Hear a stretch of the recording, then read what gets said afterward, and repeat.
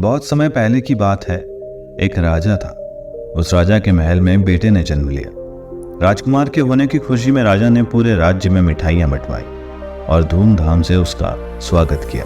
धीरे धीरे दिन गुजरते गए और राजकुमार की उम्र बढ़ने के साथ साथ उसका स्वभाव भी बदलने लगा। राजकुमार एकदम शांत और मौन रहने लगे। तो वो ना ही किसी से ज्यादा बात करते और ना ही किसी से मिलते थे और सारा वक्त चुप ही रहते। राजा राजकुमार के स्वभाव से काफी परेशान रहते थे। राजा सोचते थे कि चुप रहने वाला राजकुमार प्रजा को कैसे संभाल पाएगा।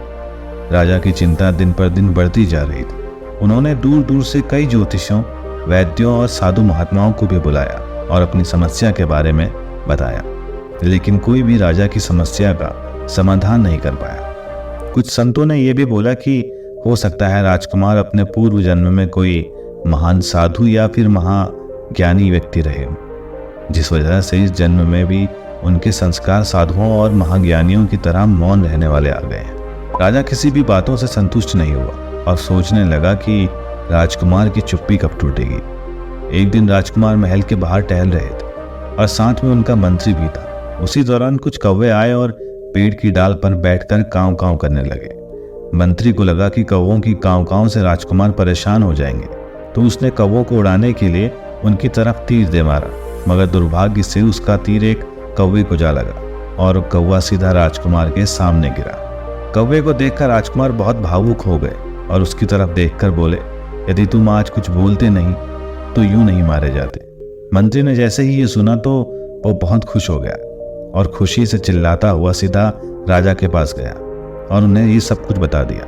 राजा भी बहुत खुश हुआ क्योंकि राजकुमार बोलने लगे थे और उसी खुशी में उसने मंत्री को बहुत सारे सोने के सिक्के दे दिए। उस घटना के बाद बहुत दिन बीत गए, लेकिन राजकुमार ने फिर से चुप्पी साध ली और वो फिर पहले जैसे ही मौन रहने लगे। राजा को लगा कि मंत्री ने उससे झूठ बोला है और उसने मंत्री को फांसी पर लटकाने की सजा दे दी। मौत की सजा सुनते ही वो मंत्री दौड़ता हुआ राजकुमार के कक्ष में गया और उनसे बोला, राजकुमार, उस दिन एक मरे हुए कौवे को देखकर तो आप बोले थे, लेकिन अब आप क्यों नहीं बोल रहे? आपकी इस चुप्पी की वजह से आज मैं भी अपना जीवन खो दूंगा। मंत्री की बात सुनकर राजकुमार बोले, अगर उस दिन भी तुम कुछ नहीं बोले होते तो आज तुम्हें फांसी की सजा नहीं मिलती। कभी कभी चुप रहना ही हमारी समस्या का समाधान होता है। वैसे तो बोलना बहुत जरूरी होता है, क्योंकि हर बार चुप रहने से काम नहीं चलता, लेकिन हमें यह बात भी अच्छी तरह मालूम होनी चाहिए कि कब कहाँ कितना बोलना है। कई बार हम ज़रूरत से ज़्यादा बोल जाते हैं और वही चीज़ हमारे लिए मुसीबत खड़ी कर देती है। इसलिए जब भी बोले अच्छा बोले और उतना ही बोले जितना ज़रूरत है, और अगर ये आपसे नहीं हो पाता तो मौन ही रहो। झूठ बोलना और बेमतलब की बातें करना मुसीबत को गले लगाना जैसा होता है।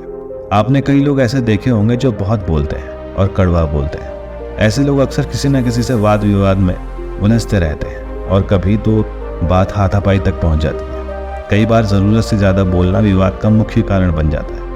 जिस तरह बातों से समस्या का समाधान भी हो जाता है, उसी तरह बातों से कभी कभी समस्याएं भी खड़ी हो जाती हैं। इसलिए ज़िंदगी में कम बोले लेकिन अच्छा बोले, फालतू की बहस में ना पड़े और याद रखें कि आपकी एक चुप्पी कई परेशानियों को मिटा सकती है।